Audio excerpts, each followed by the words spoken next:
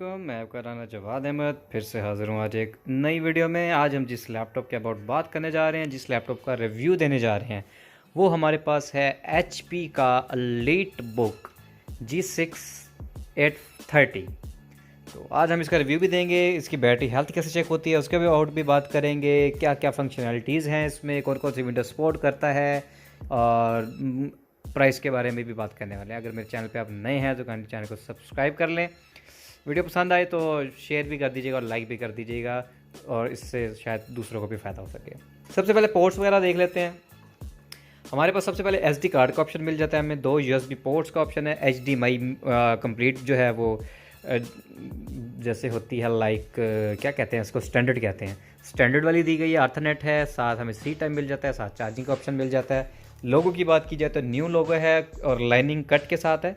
ऊपर silver colour है dark और नीचे लाइट सिल्वर हो जाता है, तो इसकी लुक बड़ी मज़े की और सेक्सी हो जाती है।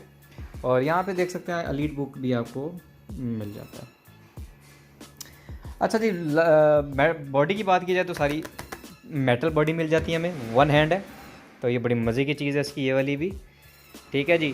तो यहाँ पे आपको लोगो मिल जाएगा जी i5 8th जनरेशन का, और एलीट बुक हमें यहाँ मिल जाती है। और कीबोर्ड की बात करूँ तो ये बैकलाइट में नहीं आती, 830 आती भी है विदाउट, और बैकलाइट के साथ भी आती है ठीक है जी। और बेजल लेस डिस्प्ले होता है, बड़ा मज़े का यार डिस्प्ले लगता है इसका।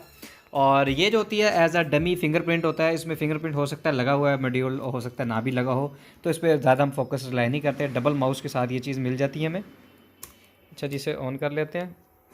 सबसे पहले आप क्या चेक करते हैं, PC की प्रॉपर्टीज़ खोल लेते होते हैं, एक नॉर्मल यूज़र यही करता होता है, तो ये भी ठीक है, अच्छी बात है। यहाँ पे आप देख लेते हैं जी i5 है, 16 GB रैम है, विंडोज़ 10 प्रो है, कौन सा वर्जन है, कब हुई है विंडो, कितने गीगाहर्ट्ज़, 1.6 गीगाहर्ट्ज़ प्रोसेसर है। अब जनरेशन ही लोगों को देखने आती है, तो उसमें जनरेशन देखनी होती है, तो इस चीज़ को देखते होते हैं। ये 8365 मतलब 4 डिजिट्स हों तो पहला डिजिट उसकी जनरेशन है। लाइक ये अगर 2 होती तो सेकंड जनरेशन थी, अगर 3 डिजिट होते तो फर्स्ट जनरेशन है, और इसी तरीके से जनरेशन बढ़ती जाएगी, तो आपको फर्स्ट डिजिट से आपको पता चल जाएगा कि ये डिजिट 8 है तो 8 जनरेशन है। अब जैसे रैम 16 लगी हुई है, अब कैसे पता चलेगा 1 लगी है कि 2 लगी हुई है, इसके अबाउट भी बात करेंगे। तो इसको आप छोड़ें, ये इस तरीके से चेक हो जाता है। आपने चेक करने के लिए आपने सर्च में जाना है, वहाँ पर आपने DXDIAG टाइप करना है। इसको क्लोज कर लेते हैं। तो ये हमारे पास DirectX होता है, डायग्नोस्टिक टूल होता है, जिसपे आपको हर चीज़ बोर्ड तक की बता देता है। तो लाइक यहाँ पे हम देख लेते हैं। सबसे पहले सिस्टम में क्या हम बता रहा है, करंट टाइम दे रहा है, कंप्यूटर नेम दे रहा है, ऑपरेटिंग सिस्टम बता रहा है, विंडो 10 प्रो 64 बिट वाली हुई है, कौन सा वर्जन है, बिल्ड तक बताता है, लैंग्वेज कौन सी सपोर्टेड है जी, वो रीजन बताता है कि इंग्लिश है, HP की मैन्युफैक्चर है, सैमसंग, और सिस्टम मॉडल कौन सा है, HP एलीट बुक 830 G6 है, बायोस बता देता है, प्रोसेसर बता रहा है जी i5 8 जनरेशन है, 8 CPUs के साथ है, लाइक वहाँ पे ये चीज़ नहीं बताता, 16 GB रैम है, DirectX 12 है। इंटर करेंगे तो आपके पास ग्राफिक कार्ड आ जाएगा, 8 GB का ग्राफिक कार्ड है, शेड होके आ रहा है, VRAM इसकी 128 MB है। कोई मसला मसाइल होता है तो यहाँ पे ये नोट में ऐड कर देता है।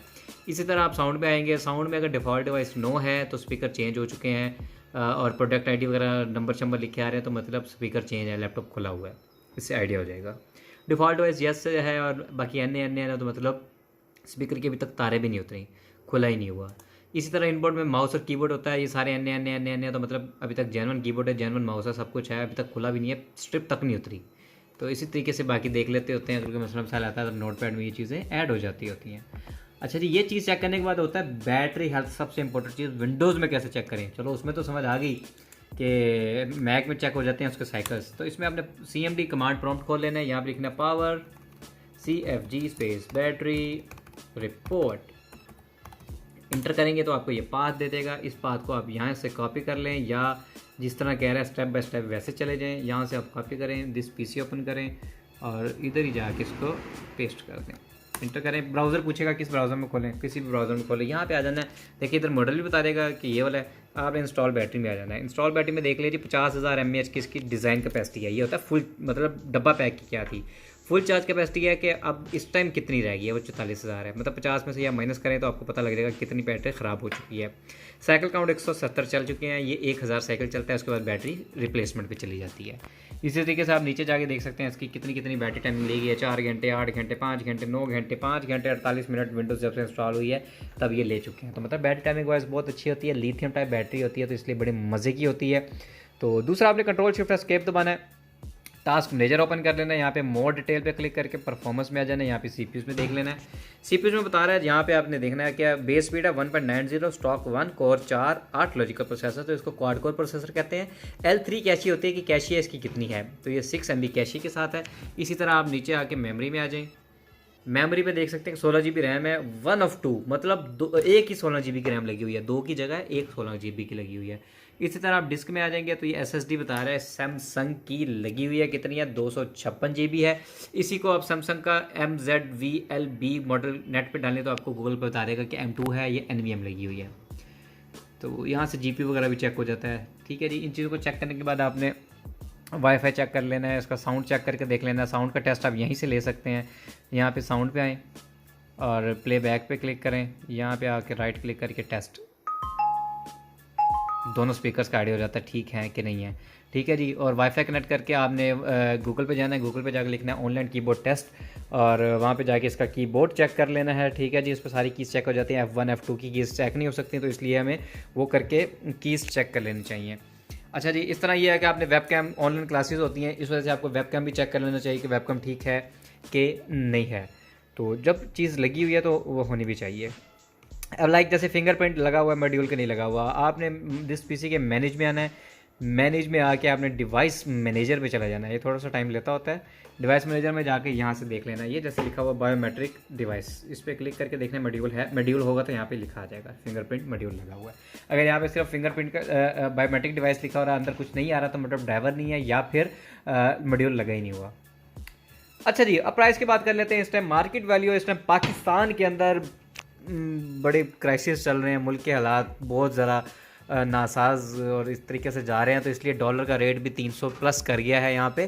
तो उस हिसाब से आपको प्राइस बता रहा हूँ। तो डिफरेंट कंट्रीज़ जो हैं इसके प्राइस को अपनी करेंसी में कन्वर्ट करके देख लें कि कितने पैसे इसके बनते हैं। तो मार्केट वैल्यू इस टाइम इसकी है 82,000 रुपये का, ये इस टाइम मार्केट वैल्यू है इस लैपटॉप की। तो आप अपनी अपनी करेंसीज़ में कन्वर्ट करके देख लें, पाकिस्तान टू PKR या पाकिस्तान टू जो भी आपकी इंडिया है, ये बांग्लादेश है, यूनाइटेड स्टेट है, जो भी है, तो आप करेंसी चेंज करके देख लें, आपको उतने की ये अमाउंट मिल जाएगी।